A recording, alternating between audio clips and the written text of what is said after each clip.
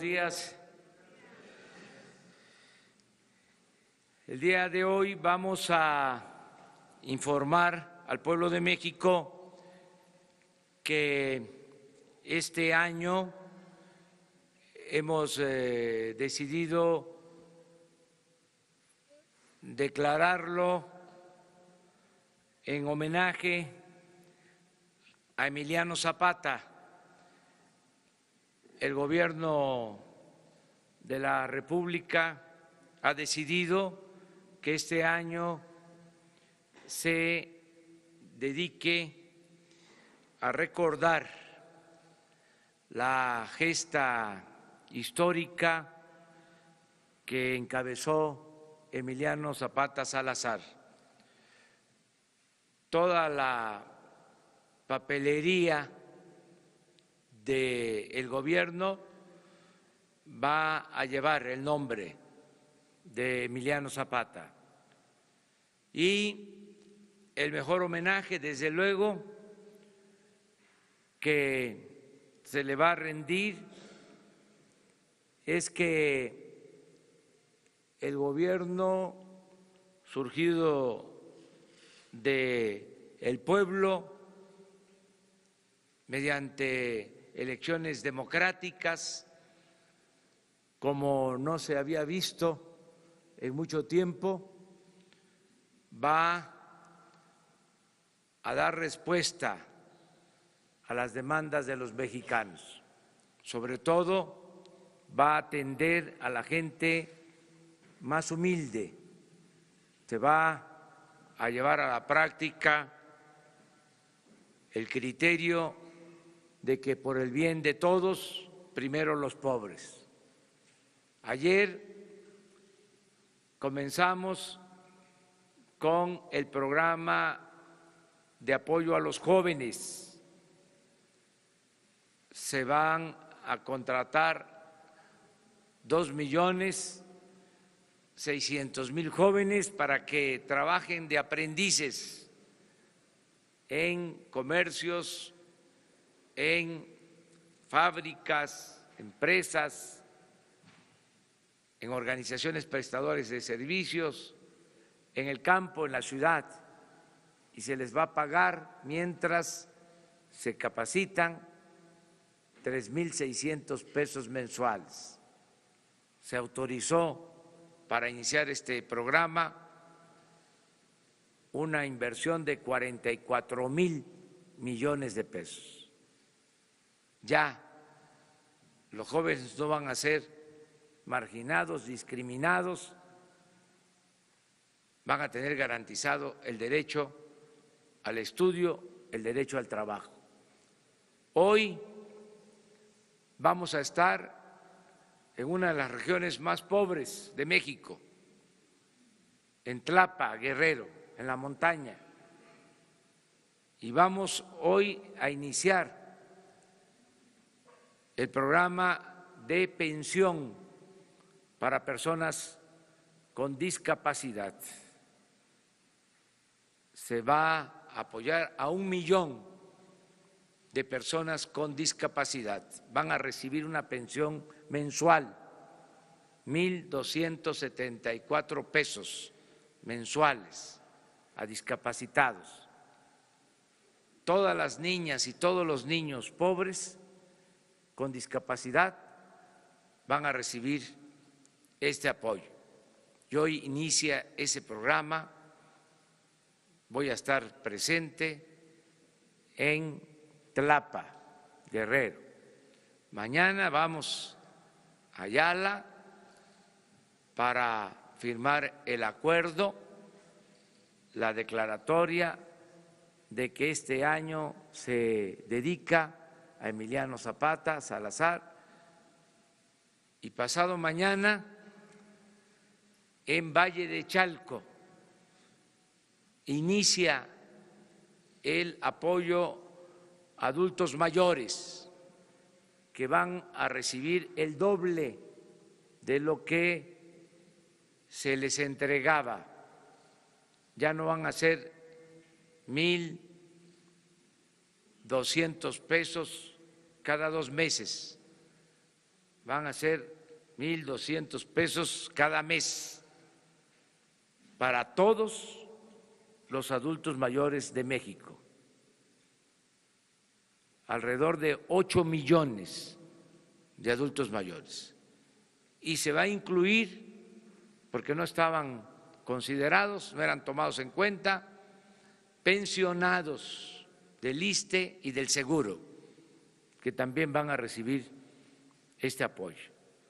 Por eso este día lo dedicamos a informar sobre estas acciones y, si les parece, vamos a darle la palabra a Ariadna Montiel, a la secretaria de Bienestar, María Luisa Albores, y luego, que me da mucho gusto que nos acompañen los familiares de Emiliano Zapata, nietos, bisnietos, familiares, que manifiesten al pueblo de México lo que sienten de manera libre.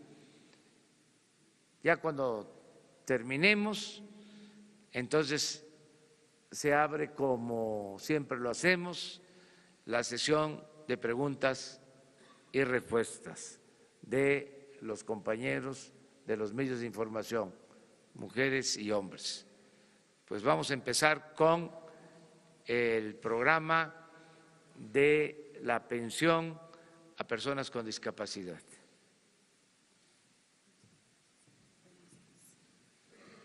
Buenos días. Agradeciendo la presencia de todos ustedes, preparamos un testimonial que nos gustaría ver primero, porque consideramos que enmarca la realidad de las personas con discapacidad, la realidad que viven en México. ¿Nos ayudan?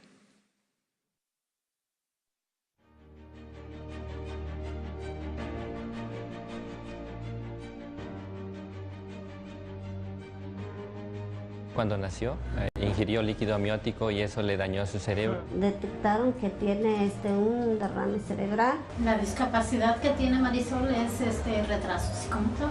Por bajo recurso económico, a veces no podemos ir en las citas que nos programan hasta México. Muy difícil, por falta de economía, pues no buscamos los apoyos y simplemente nos dijeron que no. Originaria de Cahuatache. Tototepe. Metlapa. Nos da mucho gusto, ¿verdad?, de que el gobierno se esté interesando principalmente en esta zona donde nosotros vivimos. Es una zona realmente olvidada. Que es para nuestro hijo. ¿Por qué? Porque él necesita más que nada este apoyo. Pues yo me siento, la verdad, muy contenta de que la ayuden a mi hija y la ayuden a otras personas que la necesitan. Yo veo muy bien este apoyo que están dando ahorita porque, pues, como dice mi mamá, nunca se les ha dado hacia ninguna persona. Pueda comprar sus medicinas. ¿Por qué? Porque las medicinas son muy caras. Las terapias. Mejorar la salud del pequeño y darle una mejor atención. Gracias a Dios que Él está reformando y está viendo a estos pequeños que son angelitos muy cariñosos y son los niños que necesitan más el apoyo. Pues que lo sigan haciendo. Sé que es difícil atender a todos los niños discapacitados en la montaña. Nunca pensé que fuera posible porque dije, pues el gobierno está enfocado en otros asuntos. Solamente agradecerles el gesto amable que tuvieron para hacer ese censo y ver cuántos discapacitados hay que necesitan de su apoyo. Y gracias a Dios que le digo que ese nuevo gobierno va a apoyar a esas personas, va a apoyar a muchos niños y a muchas niñas. La mayoría, pues, de esta gente está muy olvidada. Si te pusieras en sus zapatos, dudo mucho que aguantarías al menos un día. Me siento muy tranquila con este apoyo que va a recibir Marisol. Sí, estoy contenta. A mí me ha enseñado a valorar a lo mejor mi propia vida, ¿no? De que estamos completos, estamos saludables. Siento que es el reflejo de nosotros. Me gusta mucho pintar. Me gusta mucho la secretaria. Ella aprende un oficio pues podrá valerse ya por sí sola. Le he rogado a Dios que me diera esta oportunidad por mi niño, porque lo que quiero es que él hable, camine y pueda valerse por sí solo. Pues yo quiero estudiar de doctor y pues para ayudar a la gente así como mi hermana. ¿Estás sabiendo?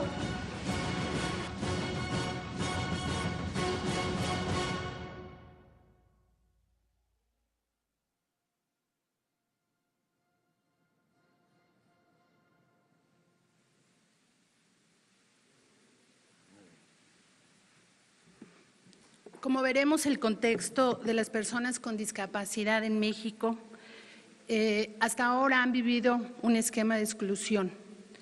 Este gobierno plantea atender a las personas con discapacidad bajo la visión de los derechos humanos. La Convención de Naciones Unidas para los Derechos de las Personas con Discapacidad hace un análisis muy puntual y muy enfático sobre la situación de pobreza y exclusión en la que viven las personas con discapacidad. En México tenemos 7 millones de personas con discapacidad según las últimas encuestas, de las cuales 3 millones son adultos mayores que serán atendidos en el esquema de la pensión para adultos mayores. Los 4 millones restantes son niños, niñas, jóvenes y adultos, pero tenemos un sector de la población el más vulnerable, la población indígena. Niñas y niños, así como adultos de la población indígena, tendrán esta pensión en cobertura al 100%. También es enfática la Convención de Naciones Unidas para decir que quienes tienen mayor exclusión en México son los indígenas, la población indígena, y ahí los niños y las niñas. 9 de cada 10 niños viven en pobreza y las niñas indígenas con discapacidad tienen la mayor exclusión. Por lo tanto, esta pensión atenderá como prioridad a las niñas y a los niños de población indígena, también a los adultos de población indígena y en zonas urbanas pobres, principalmente a niñas y jóvenes. El día de hoy esta pensión arranca, como ya lo dijo el presidente, en el municipio de Tlapa, en esta zona muy abandonada del país con extrema pobreza. De tal manera que nos da mucho gusto que arranquemos esta pensión porque vamos a ayudar, como vimos en el testimonial, a mucha gente que le va a ayudar al pago de sus medicinas, al pago de sus tratamientos y de tener una mejor inclusión. Sabemos que las personas con discapacidad tienen menos acceso a la educación, tienen menos acceso a los servicios de salud y de integrarse ampliamente en todos sentidos en la sociedad. Así que el día de hoy es un día de fiesta para nosotros, que esta pensión arranque. Se va a atender a 1 millón de personas. Se ha dispuesto un presupuesto de 8.500 millones para empezar. Así que en adelante, enhorabuena y gracias que el presidente ha puesto sus ojos en esta población que ha sido olvidada y que ahora está en el centro de la política pública de este gobierno. Muchas gracias. Pues ahora le damos la palabra a un representante de la familia de Emiliano Zapata para que exprese aquí su sentimiento. Gracias. Buenos días a todos. Mi nombre es Jorge Zapata González, orgullosamente nieto de nuestro general Emiliano Zapata Salazar. A mi abuelo Emiliano, tu vida fue el umbral de una nueva historia, la historia de los hombres que siguiendo tu ejemplo ofrendaron su vida por la construcción de esta nación. Por eso te llora el caracol, el acecocoli, te lloran los 4 rumbos del universo, te llora la madre tierra, te llora la aurora que se hizo ocaso, Te lloran nuestros abuelos que te hicieron calpulelque. Te lloramos todos de rabia y de tristeza. Los hombres y las mujeres libres que mantienen vivo el grito de rebeldía de tierra y libertad.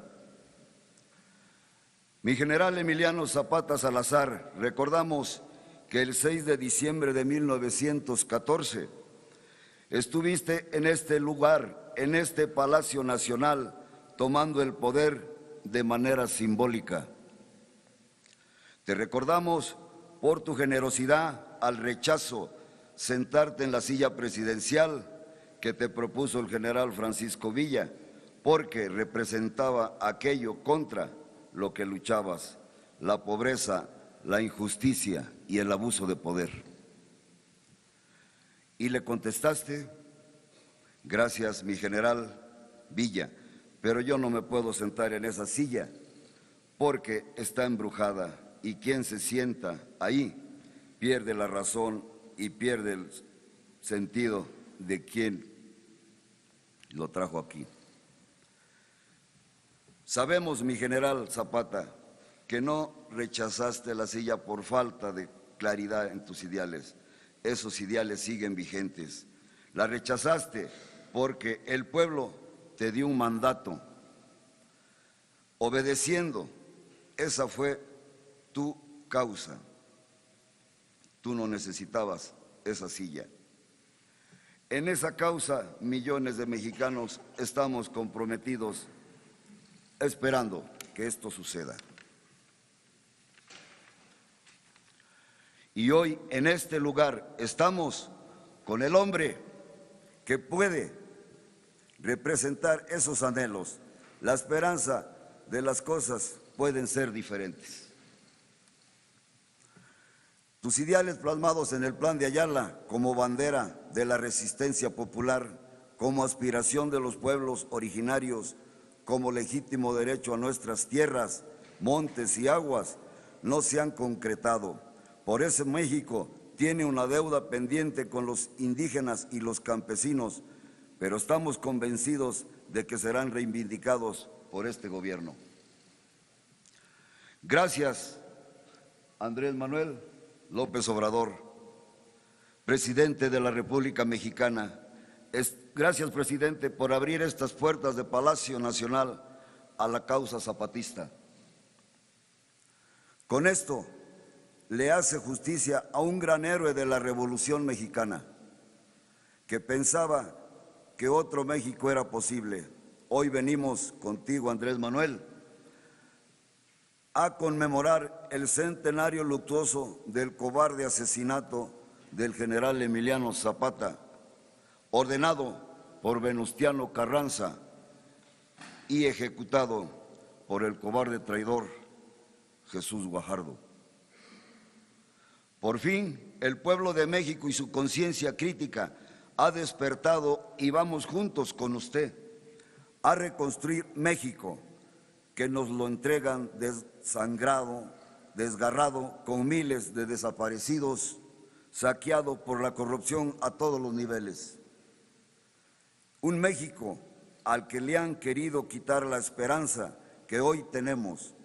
Un México despertó en pie de lucha y junto con usted vamos a lograr, porque la esperanza empieza a brillar con el quinto sol y nos abre nuevos caminos para nuestros hijos. Lo invitamos a que juntos recorramos cada rincón de nuestro querido México. Vamos a gritar de alegría, de felicidad. Nos necesitamos, vamos a convocar a todo el pueblo de México a la unidad en la acción, que los rencores que tenemos todos queden en el olvido de la historia, para que juntos logremos la cuarta transformación. No es un trabajo fácil que pueda desarrollar un solo hombre. Es un trabajo de todos los mexicanos y juntos haremos historia. Hoy, ante la embestida de los enemigos de México, hacemos un llamado a todo el pueblo, a la unidad, a cerrar filas en torno a este nuevo proyecto de nación que quiere terminar con la corrupción, con la miseria, con la pobreza, con los privilegios, con la impunidad. Por eso votamos convencidos de que podía haber un cambio y tengan la plena seguridad que nos vamos a defender y lo vamos a lograr. Nadie nos va a detener. El pueblo de México y los zapatistas estamos con usted. Cuente con nosotros, señor presidente, no está solo. Somos millones de mexicanos en contra de unos cuantos miserables. Reforma, justicia y ley, tierra y libertad, lemas de nuestro general Emiliano Zapata Salazar.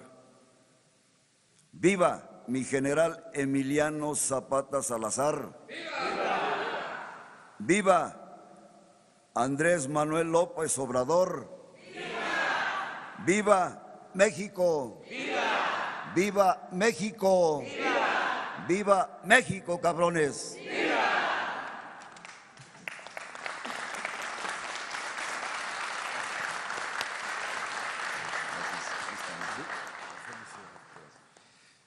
Bueno, pues terminamos esta exposición y abrimos la sesión de preguntas y respuestas. Le agradecemos mucho a los periodistas, a los medios de información que nos permitieron en esta ocasión cambiar en algún sentido el formato de las conferencias de la mañana. Pero bueno, vamos a preguntas. Buenos días, señor presidente. Carlos Lara, de El Sol de México. Preguntarle, presidente, sobre este tema del asunto del combate al robo de combustible. ¿Cuál será el objetivo, el operativo de seguridad para resguardar el transporte de gasolina a través de las pipas particulares?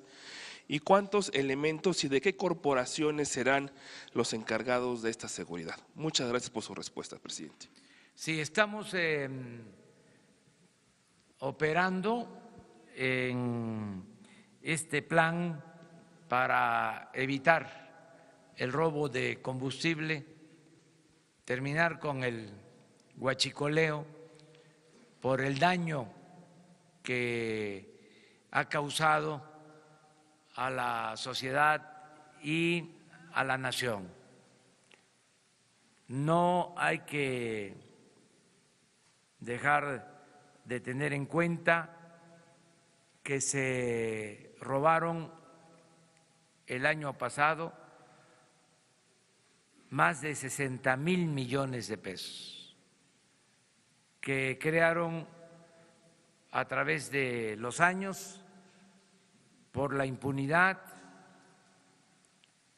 un sistema de distribución de gasolinas, de diésel, paralelo al sistema de distribución de Pemex. Crearon como otra empresa, una economía informal, manejada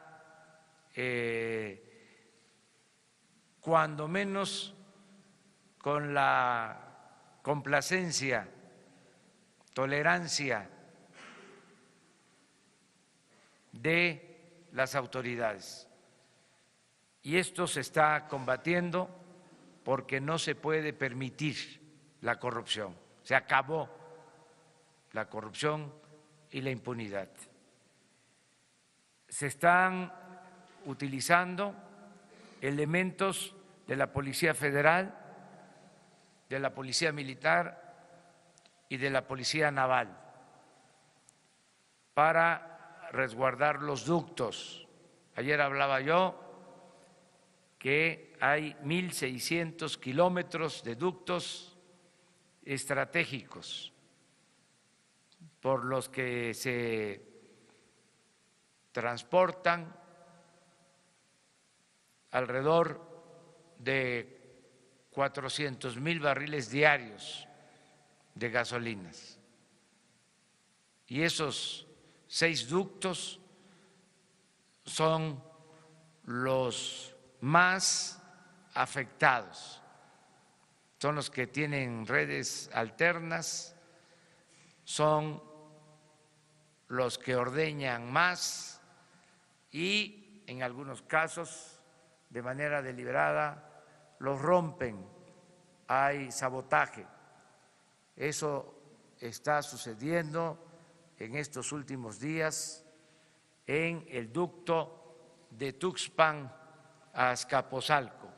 Por eso la reducción en el abasto de las gasolinas que está afectando al Estado de México, a la Ciudad de México y a la zona central del país. Ayer en la madrugada rompieron el ducto, se reparó, estuvo cargado, empacado, funcionando todo el día y a las 11 de la noche lo volvieron a romper. Ya se está de nuevo reparando, me informan que en una hora más se restablece el abasto. Esto es lo que estamos enfrentando. Ya lo dije, a ver quién se cansa primero, porque vamos a impedir que se roben la gasolina. Se robaban alrededor de 800 pipas diarias y desde que echamos a andar este plan hemos bajado a 100 pipas, es decir, 700 pipas menos. Calculamos que se han ahorrado cerca de 3,000 millones de pesos desde que inició este plan. Desde luego se generan molestias y por eso no voy a dejar de agradecerle a la gente su apoyo, su comprensión, que nos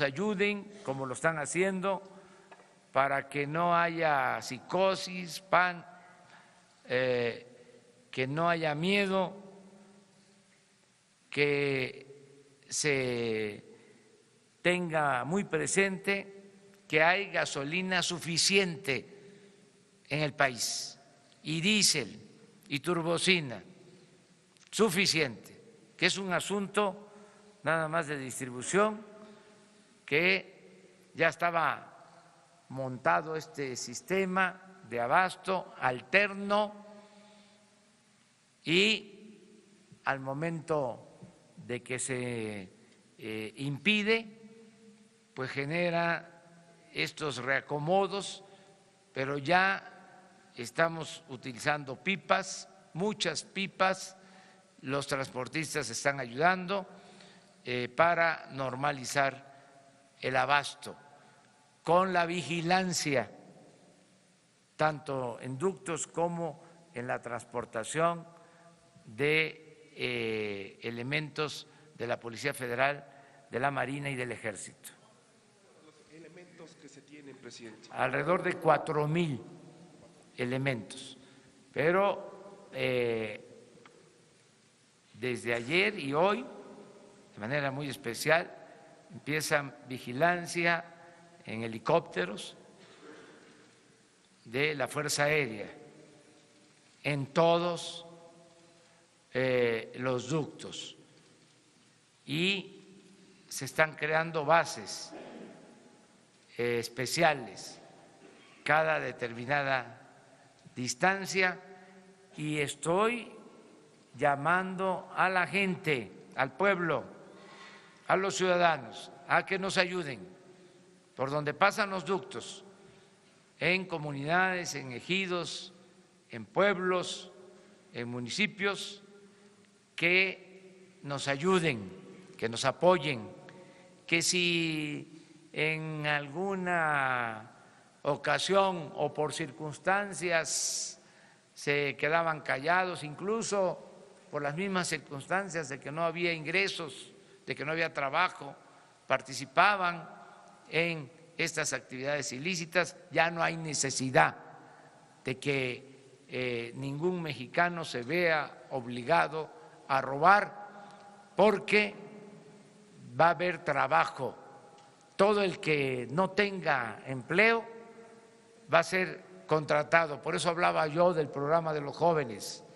Y van a haber créditos y apoyos para los mexicanos. Todo lo que se robaban ahora se le va a entregar a los ciudadanos, al pueblo.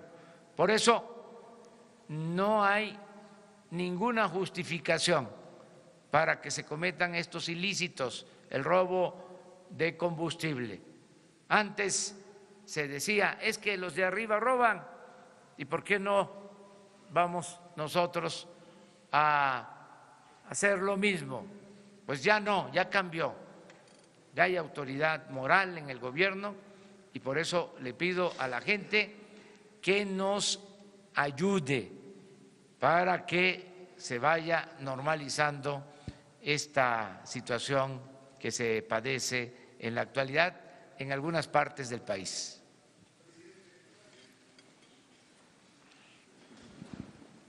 Buenos días, presidente. Misael Zavala, del Universal. Yo quisiera preguntarle, ayer el Banco de México, el Banjico, dijo que esta estrategia del huachicoleo, contra el huachicoleo, y de cerrar los ductos va a crear o le va a pegar a las finanzas del país y también va a generar inflación. Pero por otro lado, el Fondo Monetario Internacional ve bien esta estrategia. Yo quería preguntarle cómo ve esta situación por parte del Banjico. ¿Usted cree que sea una estrategia de ellos para presionar al gobierno y que se abran los ductos? ¿O cómo está leyendo esta declaración del gobernador del Banco de México? Y por otro lado también se dio a conocer que el líder sindical, Romero Deschamps, ayer se amparó. No sé si tenga información acerca de esto. Muchas gracias. Miren, hay criterios. Por ejemplo, no sabía que el Banco de México había opinado lo que se está aquí manifestando. Sí sabía que el Fondo Monetario Internacional expresó que con esta medida se iba a fortalecer la economía de México, se iba a fortalecer Pemex. Eso lo considero lógico, porque todo lo que hagamos por combatir la corrupción, que es el principal problema de México, fortalece la economía nacional y fortalece la economía de los mexicanos, y el gobierno distribuye el presupuesto con equidad y con justicia. Pero cada quien tiene su enfoque, su criterio, y nosotros somos respetuosos de la autonomía del Banco de México. Yo lo que estoy observando es de que tenemos gasolina, de que hay este plan para resolver el problema del desabasto. Estoy observando que no aumenten los precios de las gasolinas, afortunadamente no han aumentado, y estoy observando que desde el día que tomé posesión hasta ayer se ha fortalecido el peso. Es decir, no ha habido deterioro en nuestra moneda. Eso es lo que puedo demostrar. Ayer mismo se fortaleció el peso con relación al dólar, se apreció. Entonces, quiere decir que vamos bien en lo económico, pero respetamos todos los puntos de vista, y estoy contento porque ya empezamos, esto lleva tiempo, el echar a andar los programas sociales, el que ayer se hayan entregado las primeras tarjetas a los jóvenes, el que hoy se entreguen las tarjetas para personas con discapacidad, el que pasado mañana se entreguen las tarjetas ya para adultos mayores. Esto va a ayudar mucho para mejorar la situación económica y social de nuestro pueblo. Acerca del amparo del dirigente del sindicato petrolero, no tengo información y sí podría decirle que hay muchos rumores en estos tiempos y que es muy probable, aunque no lo descarto, pero ya dije que no tengo información al respecto, pero es muy probable que sea parte de la campaña que se produce por las circunstancias actuales. Nosotros no tenemos ninguna denuncia presentada en contra del dirigente de petróleo. Esto sí se lo puedo asegurar.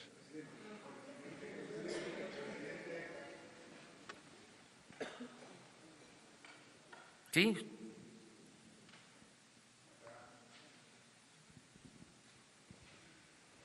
Muchas gracias. Buenos días, señor presidente, funcionarios invitados. Carlos Montesinos de la Hoguera, preguntarle, ayer, bueno, estos días se está discutiendo la reforma de la Guardia Nacional en el Congreso. De manera casi unánime, organizaciones de la sociedad civil, la iniciativa privada, organismos internacionales como la Organización de las Naciones Unidas, inclusive legisladores propios de su partido como Tatiana Cloutier, han respaldado la iniciativa siempre y cuando sea bajo un mando civil. La misma diputada Cloutier habló de que otorgar un mando militar significaría que el ejército determinaría quién gobernaría el país en los próximos años. ¿Cómo interpreta usted cómo recibe usted estos señalamientos y si estaría dispuesto a pasar el mando de la Guardia Nacional de la Sedena a la Secretaría de Seguridad Pública? Se está analizando, van a comparecer los secretarios, es importante, es necesaria la Guardia Civil, necesitamos que se cuente con un cuerpo para garantizar la seguridad pública, porque no había protección para los ciudadanos. Los operativos especiales de la Marina, del Ejército, se orientaban a enfrentar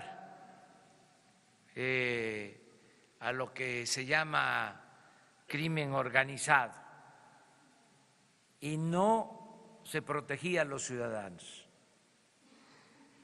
La Policía Federal no se consolidó, fracasó ese proyecto y al final lo que hay es falta de atención al problema de la inseguridad. No se protege a los ciudadanos. Por eso la decisión que tomamos, que estoy promoviendo, de crear una Guardia Nacional uniendo a la Policía Militar, a la Policía Naval y a la Policía Federal, y dándole el apoyo a el Ejército. Tengo yo la confianza en el Ejército como tengo la confianza en todos los seres humanos. Yo confío mucho en que es más lo bueno de la gente que lo malo.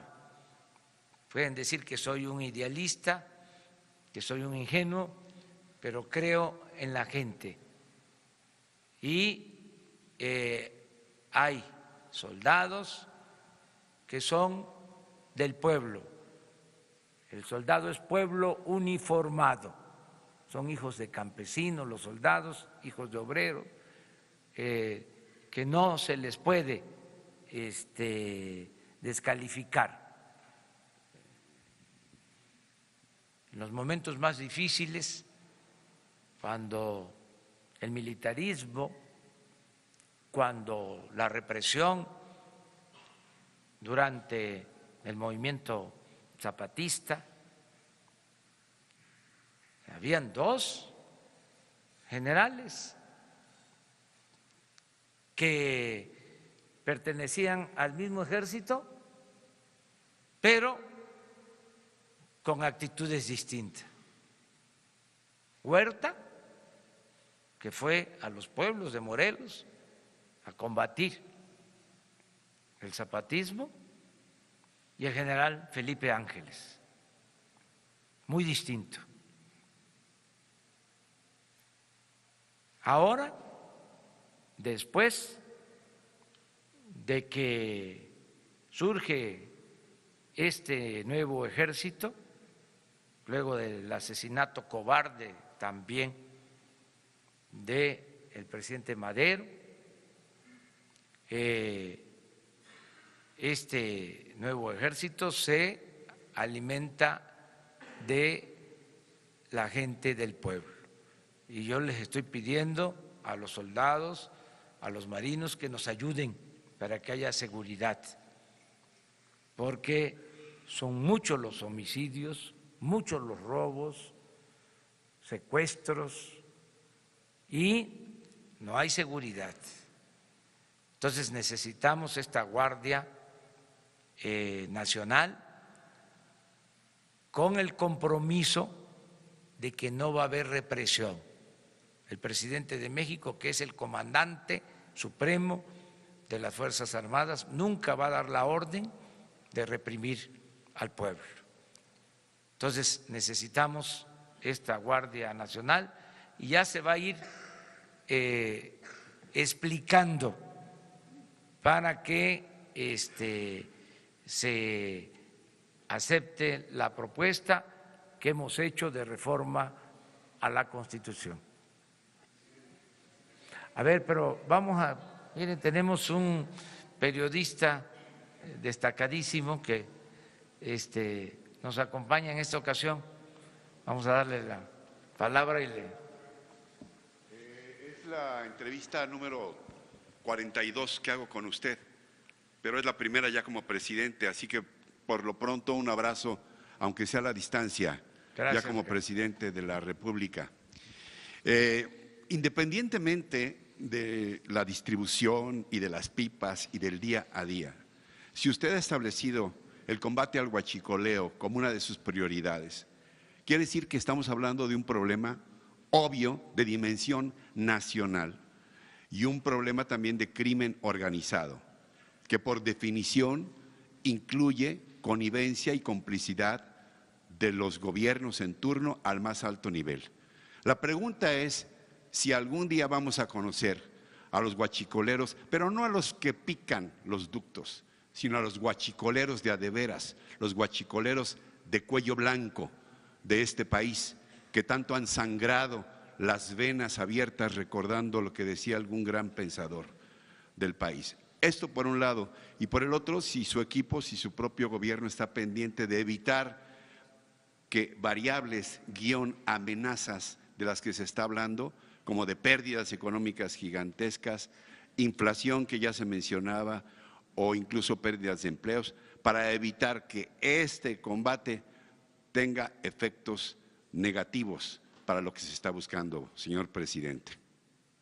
Sí, es, Ricardo, enfrentar este problema, este flagelo que se permitió durante muchos años, y es algo que podría incluirse en el libro Las venas abiertas de Eduardo Galeano, por las dimensiones del saqueo y la tolerancia de parte de las autoridades. Y he dicho que no se va a permitir la corrupción ni la impunidad. Cero corrupción, cero impunidad, y en este caso ya están abiertas investigaciones para sancionar, castigar a los involucrados en el propósito también de aplicar el criterio de limpiar de arriba hacia abajo, porque la corrupción en México se ha dado de arriba para abajo, y así vamos a barrer el gobierno, como se barren las escaleras, de arriba para abajo, y no vamos a dar ni un paso atrás, ni siquiera para tomar impulso. Vamos a enfrentar esta corrupción porque es una vergüenza, entre otras cosas, que México, en una reciente encuesta realizada en 176 países, a México se le colocó en el lugar 135 en corrupción. Estamos considerados entre los países más corruptos del mundo por el gobierno, no por el pueblo, porque el pueblo de México es un pueblo honesto. Tan es así que por eso estoy optimista, por eso estoy seguro que vamos a salir adelante, porque no es el pueblo el que practica la deshonestidad, es la llamada clase política y los traficantes de influencia. Es una minoría y vamos a purificar la vida pública del país con el apoyo del pueblo, con el apoyo de la gente. No se van a generar como quisieran nuestros adversarios desequilibrios económicos, financieros. Hablaba yo de que ayer se fortaleció el peso y en los días que llevamos, 40 días aproximadamente, se ha apreciado el peso, y ahí están los datos, y se ha mantenido estable la bolsa.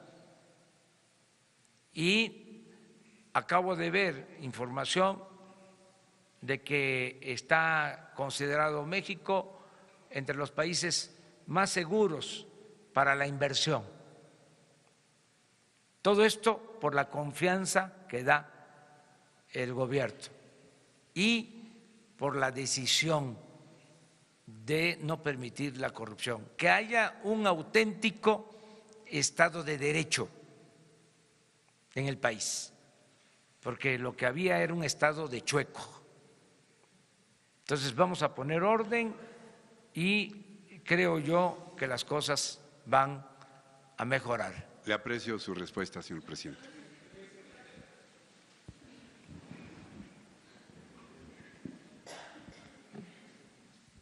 Buenos días, presidente. Carlos Pozos, de Líderes Mexicanos y Petróleo y Energía. Presidente, la UNEXPO dice que hoy se abren 5 poliductos y que en 72 horas vuelven a sus niveles normales la gasolina en México y se resolvería el problema. Saber si es verdad que esos poliductos se van a abrir a partir de hoy. De igual forma, hay insistencia en que hay 9 buquetanques varados en puertos, y porque no están abiertos esos ductos no se puede descargar la gasolina y lleva mucho tiempo en hacerlo. Mi segunda pregunta sería, señor presidente, ¿recibió usted, hablando de libros, un país en donde, del presidente Enrique Peña Nieto, en donde imperaba la cleptocracia? Y finalmente, señor presidente, saber qué pasó con el avión presidencial. ¿Ya se vendió? Porque sería bueno que usted lo utilizara en defensa o para asegurar su seguridad. Mil gracias.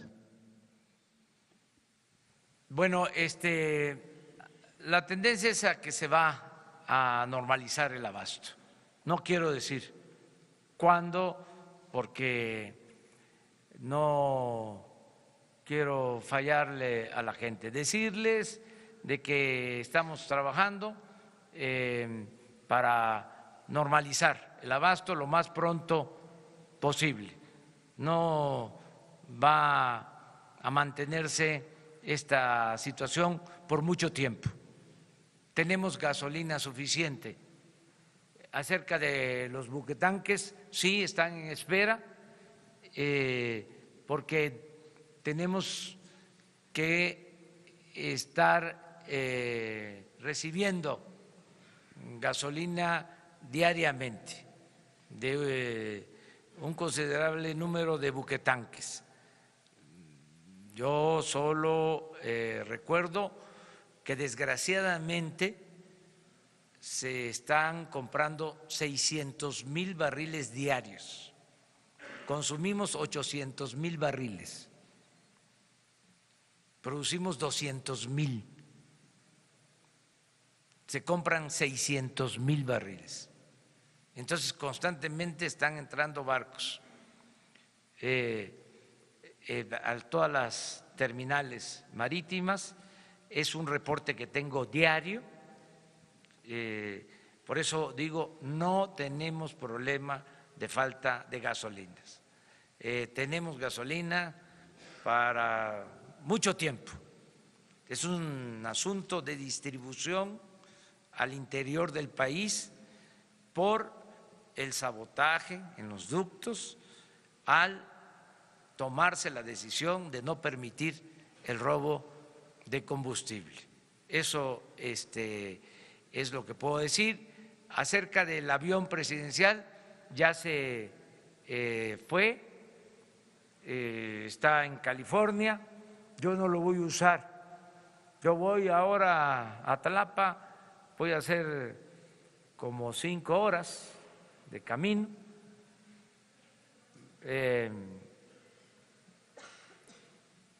Y vamos en camioneta, a ras de tierra.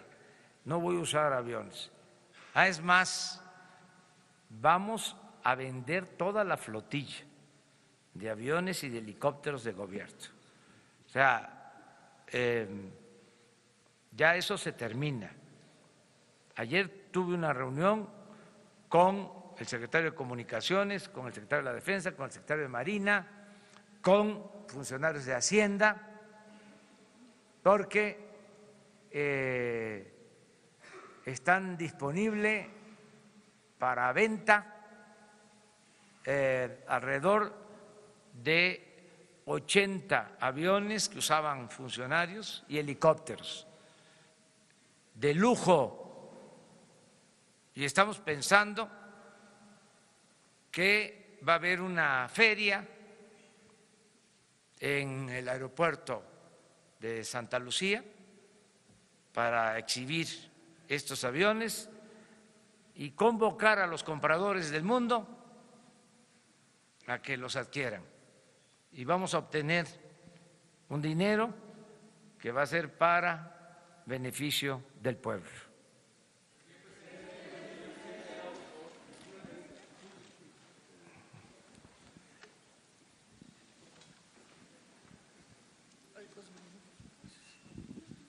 Buenos días, presidente. Alejandro Lelo de la red de Diario Basta, Grupo Cantón. Preguntarle, presidente, en primer lugar, usted nos ha dicho, sobre todo el miércoles, insistió que sabían demasiado sobre las cifras de robo de huachicoleo. ¿Esto no era una especie de inventario de lo que se robaban para que los jefes de esta mafia pudieran exigir rendir cuentas de las ventas, es decir, el inventario contra las ventas no era una especie de inventario. Y lo otro, estoy aquí un poco tomándole el pulso esta vez a lo que dicen en las redes sociales, estoy siguiendo la transmisión en vivo. Están insistiendo sobre el caso de Romero de Champs, algunos dicen que va a haber impunidad, que está bien, sobre todo por el comentario que hizo que no hay ninguna averiguación previa en su contra. El caso de Romero de Champs es una especie de facto de testigo protegido para combatir el huachicoleo. Bueno, sobre esta última pregunta, insisto, nosotros no vamos a actuar si no tenemos elementos, si no hay denuncias, si no hay pruebas. Y por lo que corresponde al gobierno, le puedo decir, no existe una denuncia. Yo entiendo que hay gente que quisiera que se le enjuiciara, pero esto no corresponde a lo que legalmente existe. No hay de parte del gobierno una denuncia, no hay pruebas. No significa impunidad, significa decir la verdad para que no haya falsa información, rumores de que nosotros estemos persiguiéndolo, porque no existe esta denuncia. No se puede enjuiciar a nadie si no existe una denuncia formal. Entonces, eso es lo que quiero explicar. Acerca de la contabilidad, desde luego, era una contabilidad oficial, es una contabilidad de Pemex y de Hacienda. Esto viene desde el gobierno de Fox, que se robaban alrededor de 10,000 millones en aquel entonces, al año, y fue subiendo hasta, bueno, esto es lo reciente. ¿No tienen el histórico de pipas? Ah, no. Entonces, pero se tiene toda la información por año. Hay una cosa también interesante que hay que comentar. Como fue creciendo la importación, por eso mi condena mayor es al sistema político, económico, neoliberal, porque fueron desmantelando a Pemex y a todas las empresas de la nación. Entonces, hace 20 años no comprábamos gasolina, se producía la gasolina en México. Con el modelo neoliberal empiezan a abandonar la industria petrolera. Bueno, desde hace 40 años no se construye una nueva refinería en el país. Entonces, ¿qué fue pasando? Incluso esto se agravó con la llamada reforma energética. Empezamos a producir menos petróleo y a comprar más gasolina. Entonces, hace 10 años que todavía teníamos más producción de gasolina, que no comprábamos tanto en el extranjero, el robo mayor se hacía en las refinerías, en las instalaciones, no en los ductos. Pero ahora, como es mayor la importación, el robo creció en los ductos. Pero todo esto se tiene documentado y es muy claro que llegamos y empezamos a ver el día con día. Les comentaba que no había información para saber cuántos homicidios diarios se cometían en el país, que era un asunto urgente conocer esto. Tuvimos que crear un sistema. Les puedo decir, por ejemplo, que también me duele, ¿sí?, porque no son números fríos, pero sé que antier asesinaron a 70 mexicanos, que ayer a 75, y sé dónde, y todos los días tengo ya esa información, y cuáles fueron las causas, y en qué estados de la República y en qué municipios hay más violencia, y estamos tomando decisiones. Pero esos datos no se tenían.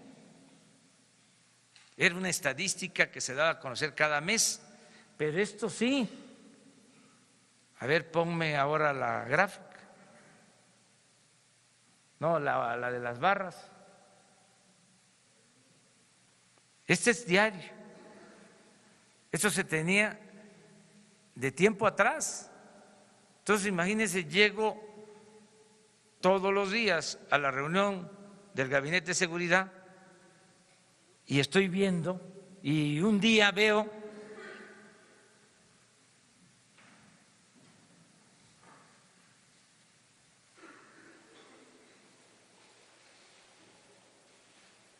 ya estábamos aplicando el plan, pero ese día se roban 1,100 pipas. No era para esperar, porque entre más tiempo estuviese yo viendo esto, me estaba convirtiendo en cómplice. Y dije, se acabó. Y a partir de ahí tomamos la decisión. ¿Y cuál fue la decisión? ¿Por qué ese día en particular creció tanto el robo? Porque ese día, desde Pemex, desde la oficina central, donde se monitorea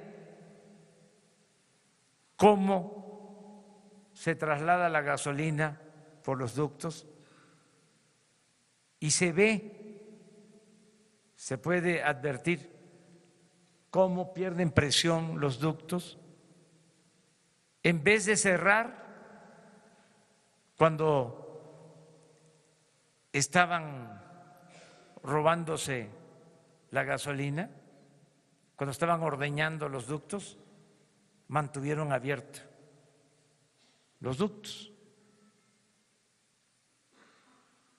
Entonces, a partir de ahí se cierran y vamos a abrirlos y cerrarlos, teniendo la vigilancia para evitar el robo. Y empieza el plan.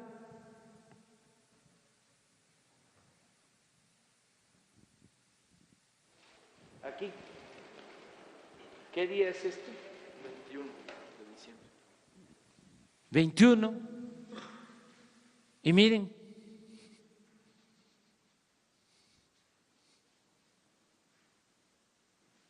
esto fue antier,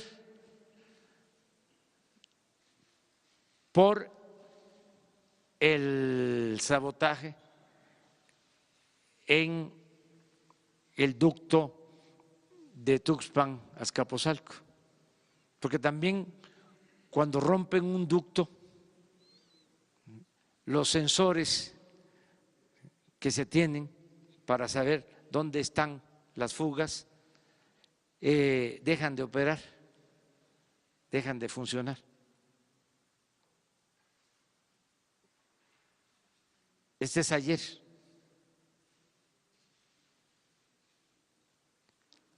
¿Cuánto significa en dinero? Bueno, como 2.500, 3.000 millones de pesos, menos de lo que se robaba. En pipas, si se robaban 800, este es un promedio de 100, quiere decir 700 pipas menos.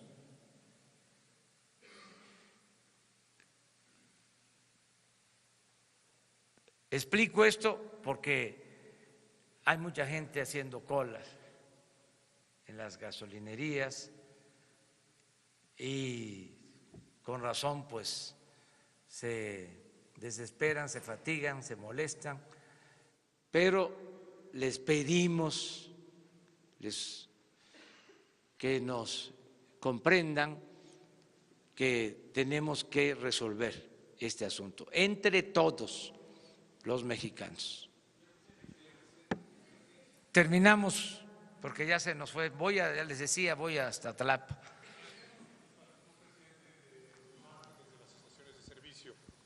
Eduardo García de Infocel.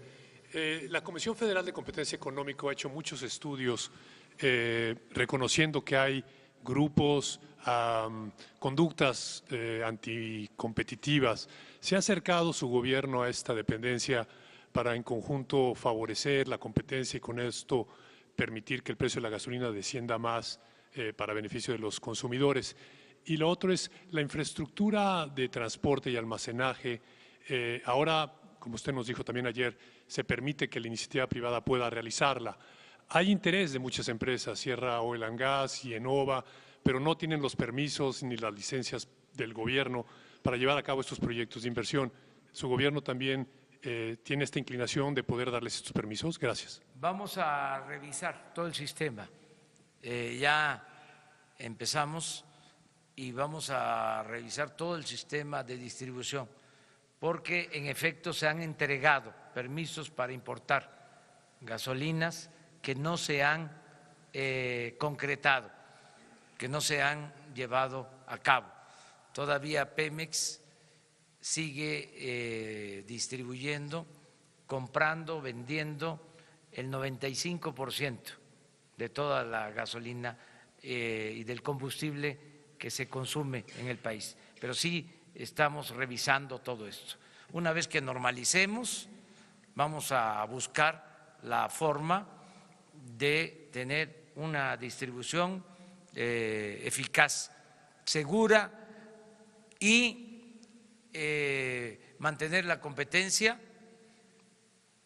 y cuidar el precio, porque ahora tenemos ventajas, tenemos dos ventajas importantes. Por eso también tomamos la decisión en estos momentos. Política es tiempo, saber tomar decisiones a tiempo. Tenemos dos ventajas. Una, que el precio de la gasolina en el mercado internacional va a la baja, que esa es una buena ventaja. Imagínense, nos lanzamos con un plan así para enfrentar a esta mafia y con precios internacionales de gasolina a la alza, dependiendo, como desgraciadamente sucede, de las importaciones. Ahora no solo tendríamos desabasto, sino se nos disparan los precios. Entonces, una ventaja es precios bajos en el mercado internacional. Y la otra ventaja, importantísima, es de que ya nosotros estamos comprando la gasolina, no los de antes. Entonces, ya no va a haber moche, se va a comprar bien, al mejor precio en el mercado internacional. Entonces, pero todo eso se va a revisar. Bueno, pues me da mucho gusto. Mañana no descansamos, mañana vamos.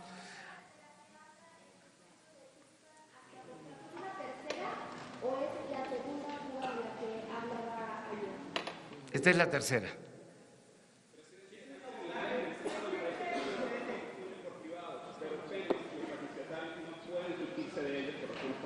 ¿Mande?